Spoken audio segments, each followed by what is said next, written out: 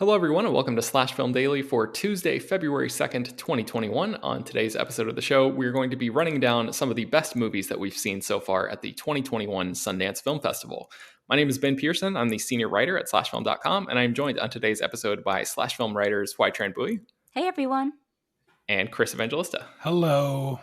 All right, guys. So Brad has also been covering the festival with us. He cannot be with us on this episode today, but we're going to link to all of his reviews that he's written in the show notes. So I encourage everybody to peruse that and see if anything there interests you and click on those reviews. We are going to link to all of the reviews that we've written for the movies that we're going to be talking about on today's show in the show notes for this episode too. So if you want to get a little bit more granular with with our specific thoughts on certain movies, that's where you can easily find all of our information. So I think for today's episode, the best way to have a sort of wide-ranging conversation about this is for HT to pick three movies, Chris to pick three movies, and I will pick three movies. The movies that we, I guess, liked the best or think that there's the most to recommend or interesting stuff to talk about. And we'll just go through those lists. And if there are any other people on this episode who have also seen those movies, they can join in and we'll just have like a mini conversation about these things. So I guess before we get into that, HT, I want to start with you and we'll go around the circle and just tell people what your experience has been like so far with this virtual Sundance Film Festival. So this is my first time at Sundance at all. I haven't been to the physical festival, and I was just excited to be part of, the whole shebang and see all these movies before many people can see them in theaters or on VOD, unfortunately, but just kind of be ahead of that crowd. And I was sort of anxious about how the virtual experience would go down because I have had at least two virtual festivals so far, and they have been sort of lacking in their user experience. Tribeca was the first, and it was really just a series of screenings. There wasn't a lot of to do about it, but New York Film Festival in the fall was the biggest one, and they try to imitate the festival experience by giving these limited time windows in which you could watch those movies. And it was fine, but it also sort of, and I could understand why they wanted to make it part of that communal experience. And in some ways it was, but the website was, not the best. It worked in some points and sometimes it didn't work. But I have to say, I was actually really impressed with the Sundance Film Festival website / user experience. Not only did we have several chances to see the movies, there was the premiere in which we could get reserved ticketing, and then there were second screenings for the press, which means you basically get like a 24-hour to 54-hour window to watch these movies at any point if you miss them at the premiere.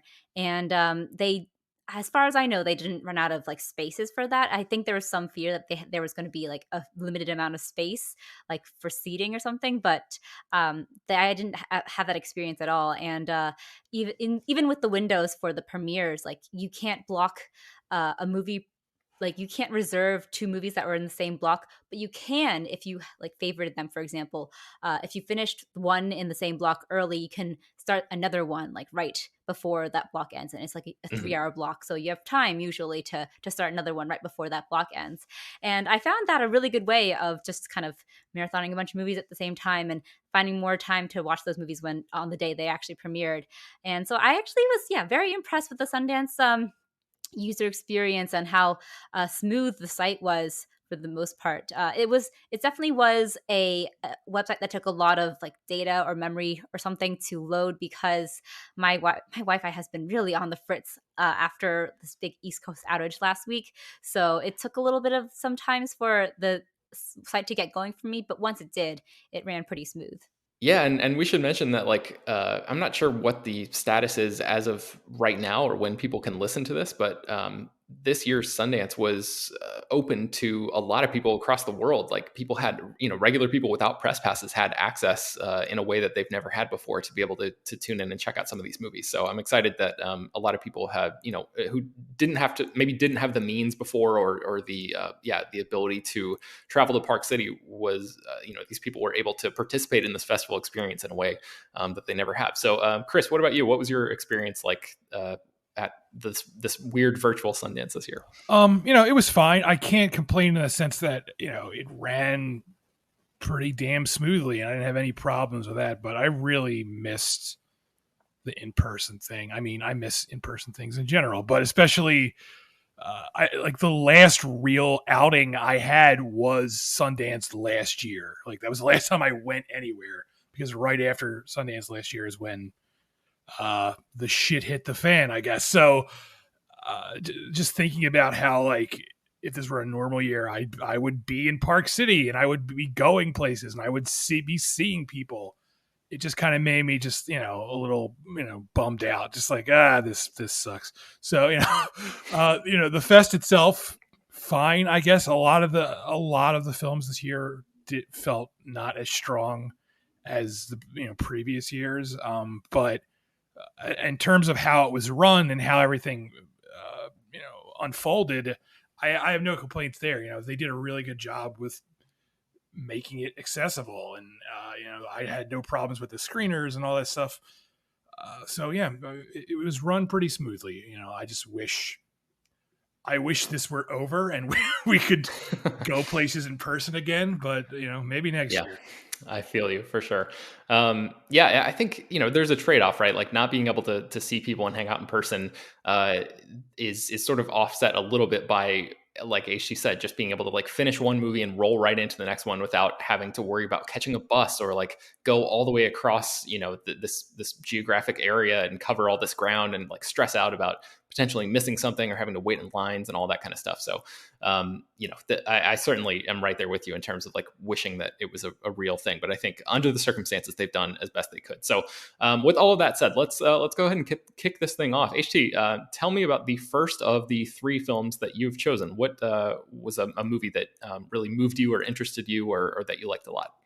So the first film I've chosen is Coda, which was the opening night film for Sundance, and it's the film that I think has also the biggest potential for just crossover success outside of the film festival circuit here, because it's a really moving and funny and charming coming of age movie about a hearing girl who comes from a deaf family. Her parents are deaf, her brother is deaf, and she has spent her entire life basically acting as like a translator for her family. But all she wants to do is pursue her passion to be a singer. And it's actually a remake of a French film called La Famille Bélier. And it's directed and written by Sian Heder. And it's such and while it's like a very familiar and, a little formulaic, coming of age movie, I also have a big warmth for that kind of genre. But I have seen a lot of people poo-pooing the fact that this movie, which is getting a lot of buzz already, and was recently bought by Apple for a record-setting $25 million, is like the big hit, because it's so, it's been there, done that before. But I think despite being so familiar and being somewhat predictable, it's genuine and authentic and earnest enough that it really hits all of the right spots, in terms of just like sensitively depicting a deaf family and depicting them with all their flaws and complexities, allowing them to be sexual, to be funny, to be silly, and to be a little bit difficult. And I really loved that aspect of Coda, and also Amelia Jones, who stars as the protagonist at the center, Ruby Rossi, is phenomenal. It's a real breakout performance for her. I haven't seen her in anything else, but I know that she's been like in a couple of just of like TV series, I think. But she's phenomenal in this. It's really great to see Marlee Matlin again. Welcome return to the screen. And I also think that Troy Kotzer, who plays Ruby's father, and is a deaf actor, is a real standout in this movie too. He kind of has this sort of spiky, bristly persona to him that really just feels adds to that the layers to this film. So I really enjoyed Coda, and I think that it is definitely a big crowd pleaser, but one that hits all the right spots, hits all the right notes, you might say. Awesome. Okay, so Apple TV Plus purchased that one. I think we don't know when that's going to be available on that service yet, do we? A lot of times they just like make these acquisitions and then like hold off for a while before announcing an actual release date. I'm not sure. Do you know? Yeah, they don't have a release date as far as I know, but we can probably. I don't know when we can expect it. Sometime this year. Yeah, yeah. Okay, let's move to your second film. Which one is that? So my second film is a Maltese film called Luzu. And this is a film that kind of really snuck up on me. It's directed by Alex Camilleri, and it's this neorealist drama that manages to make a movie about the black market, the fishing black market in Malta, um, compelling. And it follows this fisherman who operates a Luzu, which is a traditional fishing boat out of the Maltese Islands, and it springs a leak, and it's a Luzu that was operated by his father, his grandfather, and great grandfather before him. He's part of this long maritime tradition, but after he becomes grounded, he starts to feel at a loss and unable to sort of operate within this rapidly modernizing world that is squeezing him out of his livelihood and everything that he's ever known. And it acts as sort of like this neorealist drama meets crime drama. It's produced by Ramin Bahrain, who has directed films like 99 Homes, and you can feel some of his fingerprints over that, especially those crime drama elements of it. But the distinct tones of this film and the way that it just approaches this sort of dying livelihood and industry with this clear-eyed gaze makes Luzu just really work and work as this sort of neorealist moral fable almost that about this man who is trying to hold back the tide of change on his own with a wooden boat. And it's a really, really wonderful film, really sensitive and tender, and I highly recommend it. Luzu, I don't think it has been acquired by any distributor yet, but I anticipate it being probably one of my favorites of the year. It's a really wonderful film, and a great marker for Maltese cinema. If I don't really know much of the cinema in that country, but I think it's a good sort of sign of things to come. Yeah, man, this sounds very much up your alley, and I'm sad that I haven't had a chance to see any of the three movies that you're going to be talking about, so I can't like bounce off of you and really like build up this conversation beyond just like listening to you rave about this. But hopefully this will make an impact on people and at least allow people to put some of these films on their radars for hopefully later in the year if these things get acquired. So let's go to your third title. What is that, HC? So my third title is I Was a Simple Man. It's directed by Christopher Makoto Yogi, and it stars Constance Wu as a ghost. She's actually not the main character of this. The main character of I Was a Simple Man is Steve Iwamoto. He plays a man in the final days of his life. He is on the verge of death, and his family is sort of all coming around him, attempting to make him comfortable as he sort of spends his final days. And it is this really lyrical, poetic meditation on life, and it in a way that the past and the present are sort of speaking in tandem with each other as it kind of descends into this dream state where we see parts of his life, his past play out, where he was sort of he wasn't a good father. He essentially abandoned his children, and it goes further back to his teen years when he fell in love with his wife, played later by Constance Wu, and the sort of trappings of colonialism in Hawaii, which is where this film takes place, and how those scars of those start to play into his own life and his death as well. And it's a really gentle and contemplative film that I will admit for like the first half I was sort of bored by. I wasn't really feeling it, but then it kind of just started to grow on me until it eventually like hit me in the chest, and I felt really enamored with this film and how it just kind of takes this uh this retrospective sort of look at both colonialism and life in a way that we interweaves these elements, and it's really beautiful.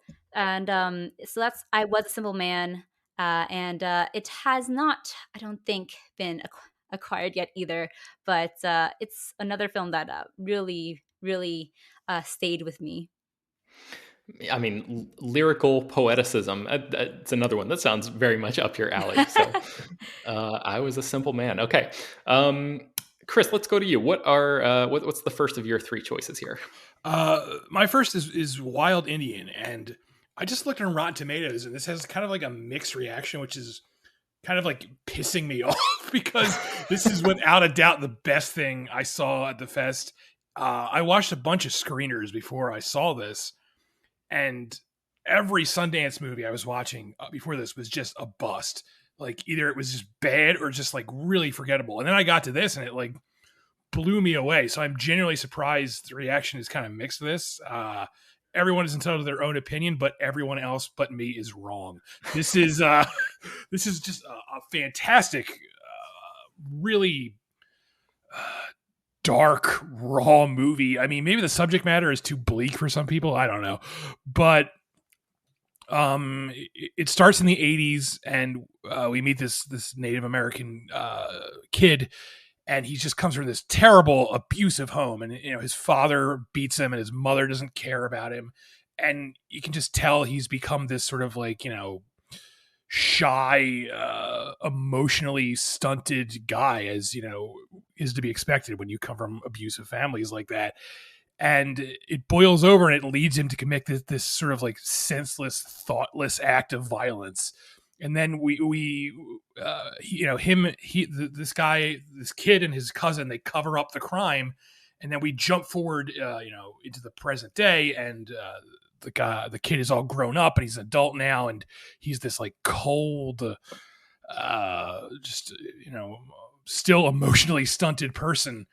And the past basically comes back to haunt him. I don't want to like give too much away because I feel like the less you know, the more impactful this movie is. But just the way this unfolds with this sort of like, it's not like a very rushed movie. It takes its time, but it's not slow paced either. It just sort of unfolds gradually. And the performances, especially the lead actor, his name is Michael Greyeyes, who plays the boy who becomes the man, is so strong and memorable. And I don't know, this really made an impact with me. And I'm surprised it hasn't gone over as well as I thought it would. Maybe not enough people have seen it because there's only like 9 reviews on Rotten Tomatoes at the time, and this doesn't have a distributor yet, so maybe eventually more people will see this, but I can't recommend this enough.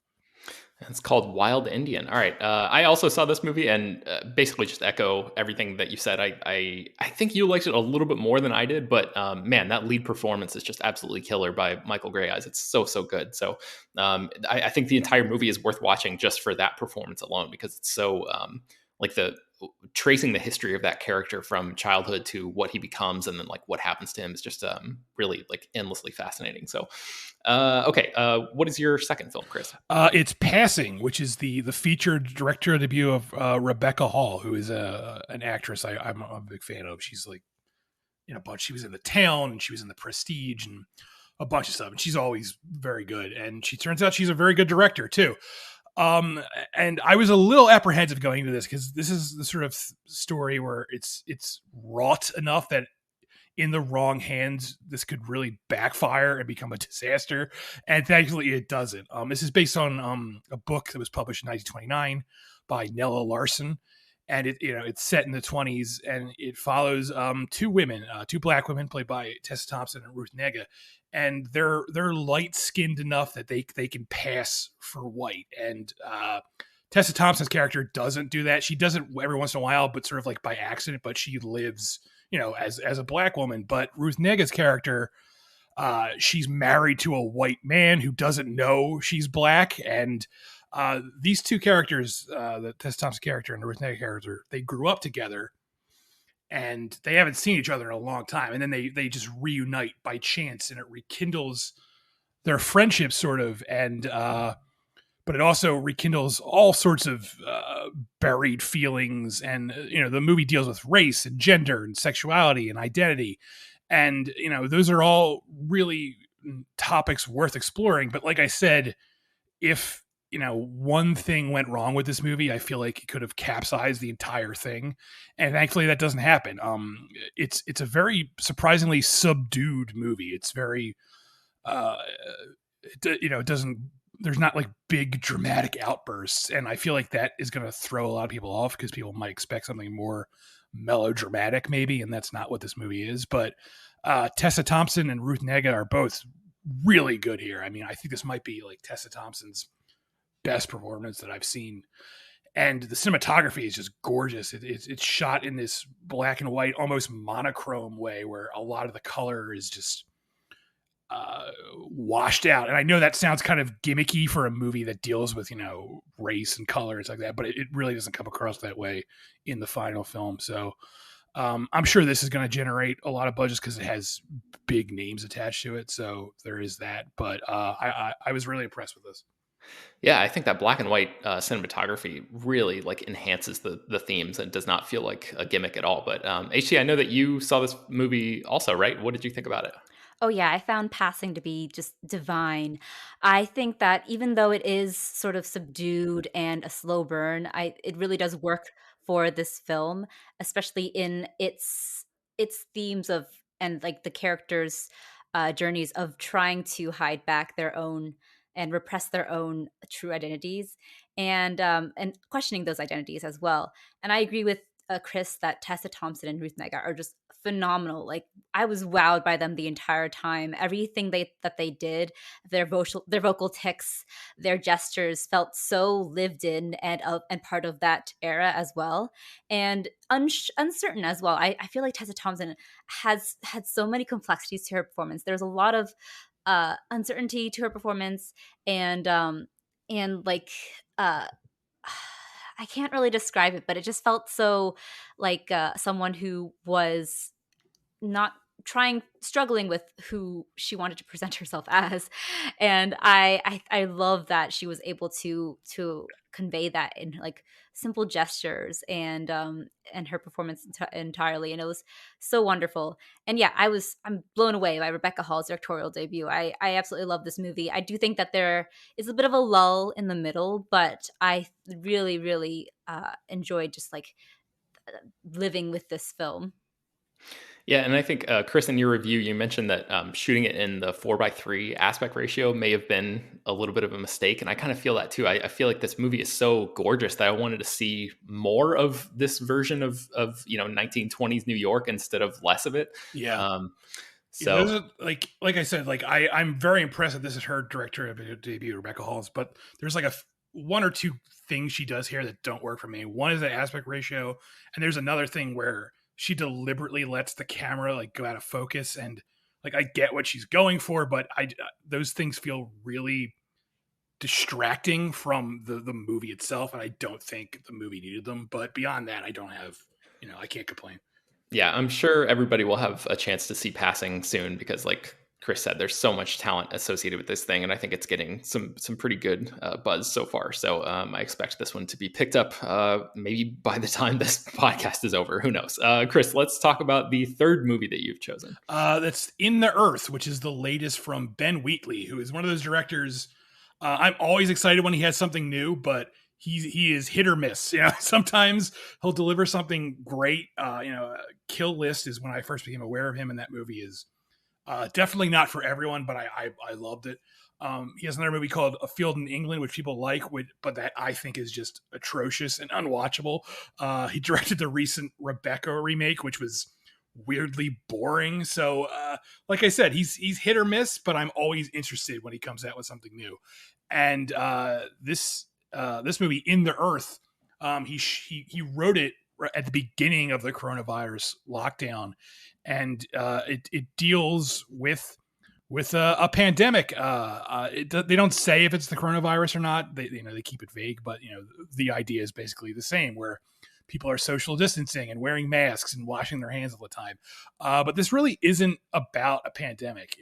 It's just set during a pandemic, and it's about this scientist and this park ranger who trek into this forest to find another scientist who is deep in the woods doing research. And along the way, they come across this guy who's living off the grid, and he seems like a nice, helpful guy at first, and then it turns out he's not that. And from there, things get progressively weirder and wilder and Ben Wheatley, or I guess, if you will.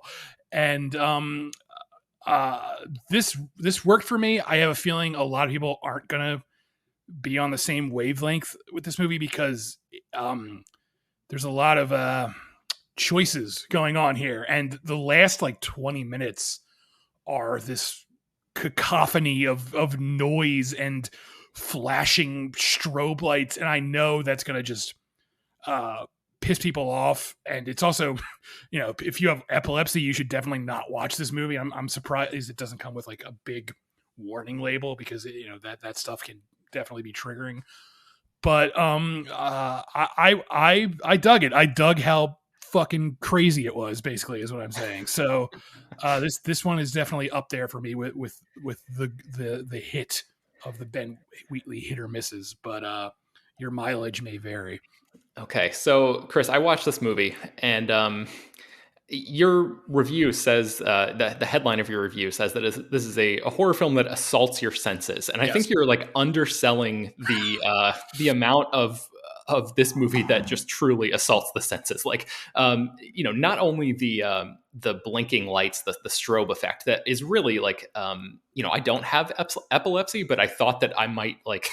I don't know. I thought I might be physically ill watching the movie because of how much strobe there was. And I had to like literally look away from the screen. And then I couldn't even keep my eyes open and look in my living room because the effect was so strong that it was illuminating the entire room in such a way that it was the same effect as just watching the screen. So I had to literally close my eyes for sections of this movie, which never happens to me.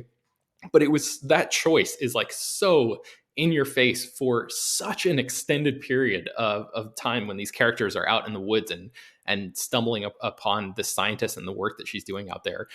So, I mean, like it really does feel like an assault. And then also the total like trippiness of that last 20 minutes.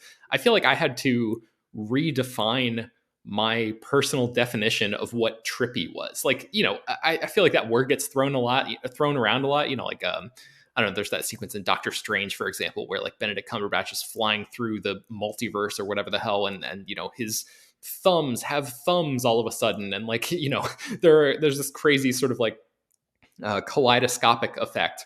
But this movie, the way that it takes that concept and just ramps it up to like maybe its logical conclusion. There are shots and images here that are, dropped in for like what feels like half a frame, and it just goes and goes and goes, and is really, I found it to be like a punishing experience. So I'm really glad that it worked for you. I just want to present this other other option. This is definitely not like a good time at the movies, and like I don't even know if I'll ever like watch this again.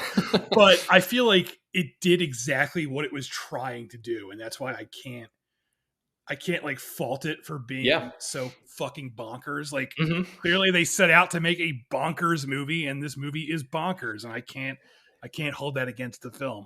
And I think like people like Jacob are really going to love this too. Like that, if you're on Chris and Jacob's wavelength in terms of horror and Ben Wheatley and that whole thing, I think there's enough of that sort of weirdness and just like brazenness in this movie that it will find a devoted following. I just I found it really like physically difficult to watch. So yeah, there's that. But that is called In the Earth, and I'm guessing I think did Neon pick this Yeah, up? they bought it before Sundance actually. So yeah. Okay, so this one will definitely be coming out this year, and everybody will have a chance to check it out. Okay, so on to my movies here. The first one I want to talk about really quickly is called Summer of Soul, which is a documentary that is directed by Questlove, the drummer of The Roots, and it is his feature directorial debut. Summer of Soul is about the Harlem Cultural Festival, which took place in 1969. The same summer as Woodstock, like 100 miles away, this festival was basically going on like right around that same time, and has essentially been completely forgotten. And professional a professional film crew shot the whole thing, and the footage was never picked up by a distributor or a broadcast network or anything. So it sat in a basement for 50 years, and now Questlove has somehow got his hands on this footage and is presenting it in this documentary called Summer of Soul, or When the Revolution Could Not Be Televised. And man, this thing is really, really so much fun to watch and so great. The Harlem Cultural Festival featured this really incredible lineup of artists: Nina Simone, Sly and the Family Stone, B.B. King, Stevie Wonder, a 19-year-old Stevie Wonder who is just absolutely owning the stage, Gladys Knight and the Pips, The Fifth Dimension. I mean, a lot of bands that I have never heard of, but who perform classic songs that you definitely have heard of, even if you didn't grow up like, you know, specifically diving into oldies or Motown or any of the that style of music. I think you'll be familiar with a lot of these songs. Man, it's just, it feels like Questlove is like an archaeologist. Like he's unearthed this amazing treasure and is presenting it to the world. And it's not just concert footage. It's not just a concert documentary. He sort of intersperses all of these songs and performances with current interviews with like some of the people, some of the musicians who actually performed there, and like a handful of the people who showed up and went to the show.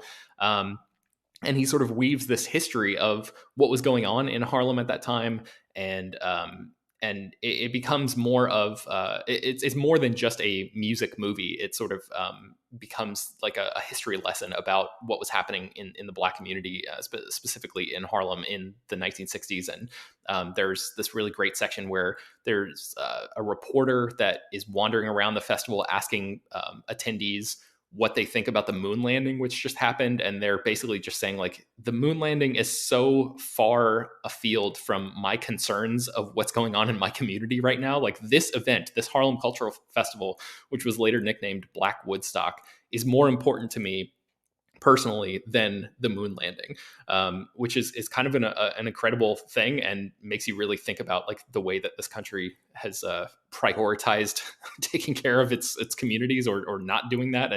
And yeah, man, it makes you think. So this is a really great movie. It's called Summer of Soul, and I encourage you guys to check it out. I think this was one of the opening night movies, and it got a lot of buzz coming out of that. So I'm guessing maybe a streaming service or something will end up picking this one up. So keep your eyes peeled for that. Did either of you have a chance to check this one out by any chance? I did not, but I heard good stuff. No. Sorry, Okay. HT, I cut you off there. No, it's okay. My answer is the same. No, unfortunately, I did not, but I heard good things as well. Okay. My second film is called 8 for Silver. And Chris, I think you would specifically like this one. It is a werewolf movie starring Boyd Holbrook, who, you know, I think we've had a conversation in our Slack about like, you know, Boyd Holbrook is kind of a hit or miss presence, a screen presence. But I think he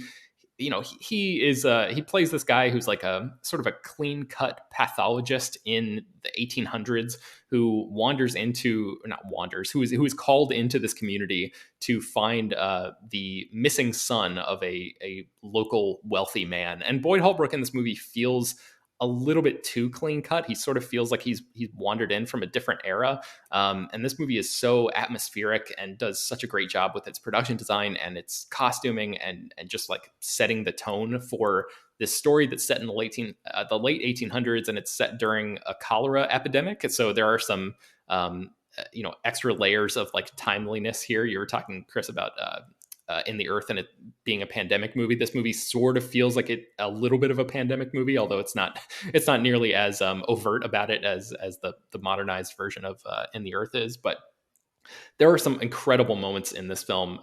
There's one that I already know that I'm going to be pushing very hard for our best movie moments of 2021 podcast episode at the end of the year or the beginning of next year.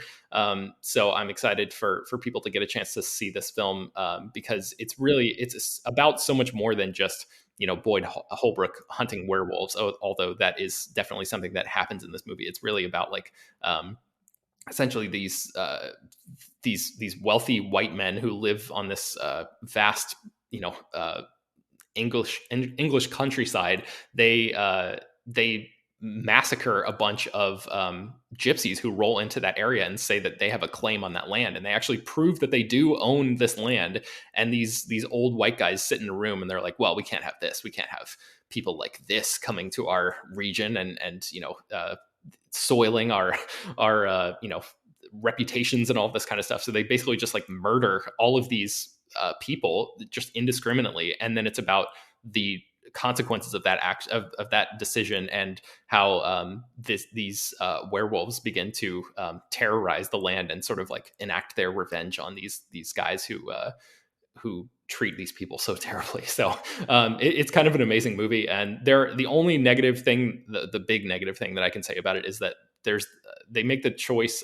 Who's the filmmaker behind this? Sean Ellis wrote and directed this, and he makes the choice to have the werewolves be in heavy CG instead of like prosthetics. And there are some moments where during like close-ups and stuff like that where they use prosthetics, and it feels like John Carpenter's The Thing, and it's just so much better. It's you know, light years ahead of the wide shots, which use really heavy CG for the werewolves. So that's the only kind of bummer of this movie. But I think there's so much going on, you know, underneath the surface, and it's also just a really like thrilling, you know, cathartic kind of movie too. So that's called 8 for Silver, and I would recommend checking that one out, obviously. And then the final movie is called R#J. And when we saw this one on the Sundance programming list, I remember us all sort of like rolling our eyes collectively at this thing, because it is a version of Romeo and Juliet that is retold across phone screens. It's the same screen life technology that powered movies like Unfriended and Searching. And this director named Cary Williams makes his feature debut retelling the Romeo and Juliet story across phones. So it's all, you know, Instagram and FaceTime and people sending like texting GIFs back and forth and all of that. And it sounds goofy, and it sounds like it absolutely would not work. And the title is really stupid, because why is it called R#J? Why is the hashtag not, you know, before the R and the J? Yeah, that question is never answered in this movie. And the actual the I don't know what you would call it, but like R#J actually never appears in the movie. It's not like a plot point or anything like that. So it really makes it really makes no sense why this movie is called that. But all of that aside, I was surprised at how well this thing actually works. It really, I mean, the performances. So it stars a guy named Cameron Ingalls as Romeo, and Francesca Noel as Juliet, and she's really great.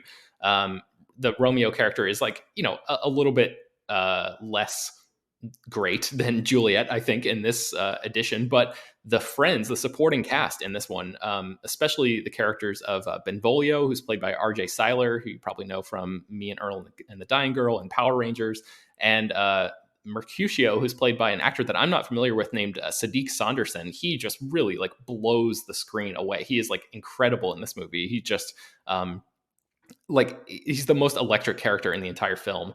I just kind of found myself like fully buying in, even though it seems gimmicky. I really was surprised at how well this director, Cary Williams, was able to, you know, even among all of these heavily stylistic choices, was able to sort of cut to the core of the romance in this story and really make you feel that whirlwind love story between these two characters. So I have a few questions, Ben. Yes.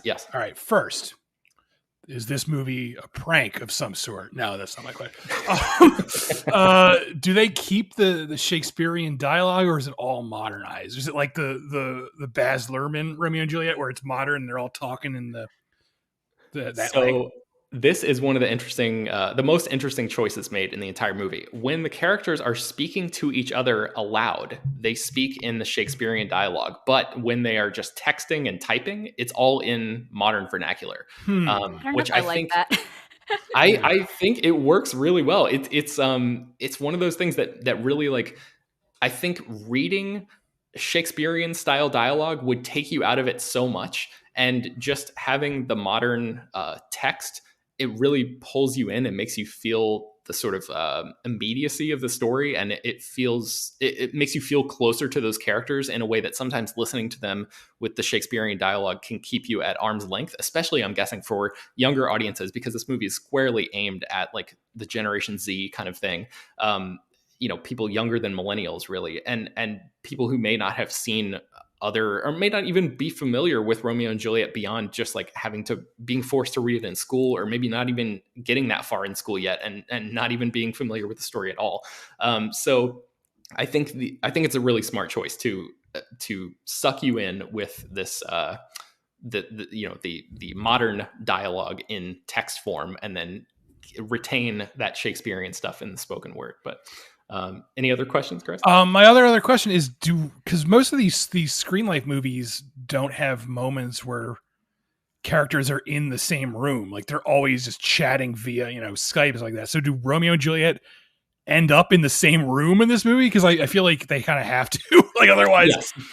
Yes, they do. And it's really great because, like, there are, obviously the whole story is about this long feud between the Montagues and the Capulets. And every time there's a brawl between those two clans, it's, like, live streamed on Instagram Live, which makes a lot of sense for a modern take. And I think that part works really well. But yes, the Romeo and Juliet character do meet in person, and they, like, film themselves. And sometimes you'll see little, like, montages of, like, videos that they've made of themselves just being cute and doing, like, teenage lovey-dovey stuff. But a lot of times you'll see just their FaceTime conversations, because in this version, Romeo lives a little bit further away than from Juliet than he does, I guess, in the original Shakespeare text. So it's almost like a long distance relationship that is built up with, like, these intense moments of passion where they meet in person. And you do see those moments on screen too. So I will say that there is one choice that diverges wildly from the original text that is going to be incredibly controversial, I think, for Shakespearean purists, and maybe even not for purists, just people in general. And it's a questionable choice. It's a very bold, audacious thing to do, to say, you know what I'm going to do is remake one of the most famous love stories of all time in this, modern, super hyper modern context, and then also change a key element of what happens in the story. And I'm not going to say what that element is, because discovering what that is really like one of the interesting things that happens in this movie, because so much of it is really, like, just a sort of a beat for beat but modernized update on the classic.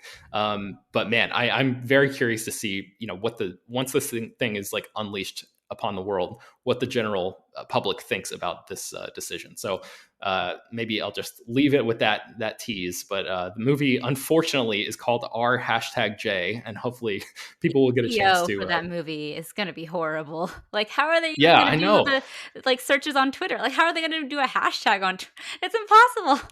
Yeah, I wonder if they'll end up changing the title, because a lot of times that happens after Sundance, where something will get picked up and a distributor will be like, this doesn't really make sense, so let's completely change this. And maybe the change will be as simple as moving the hashtag to the correct place. But yeah, we'll have to see about that. So all right, so really quickly, just to summarize, HT talked about Coda, Luzu, and I Was a Simple Man.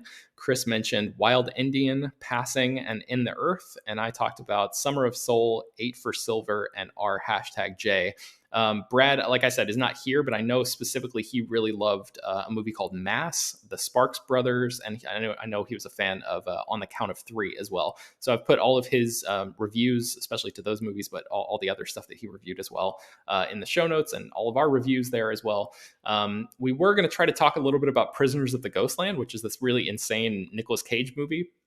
But I think we're running a little late on today's episode. So we're going to talk about probably all the other Sundance movies that we've seen that we didn't have a chance to talk about today on tomorrow's episode of the show when we dive into the water cooler. So there's another tease for people who are a little bit more or who might be interested in other stuff that we saw at Sundance. So do any of you, either of you, have any closing thoughts about this episode or Sundance in general? Chris, I think you said you were done with the festival. HC, do you have any other movies that you're going to watch before you call it a wrap for this fest?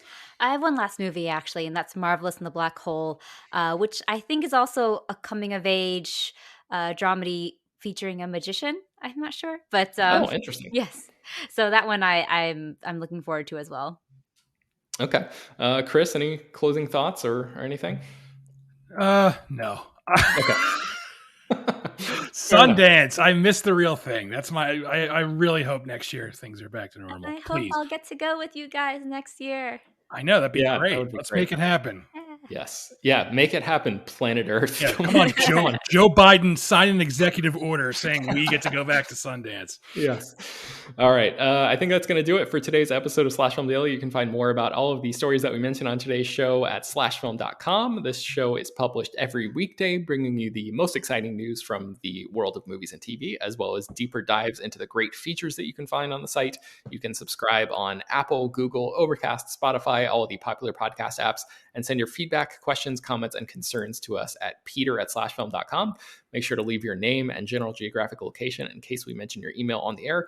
Don't forget to rate and review the podcast on iTunes. Tell your friends, spread the word. Thank you for listening, and we will talk to you all tomorrow.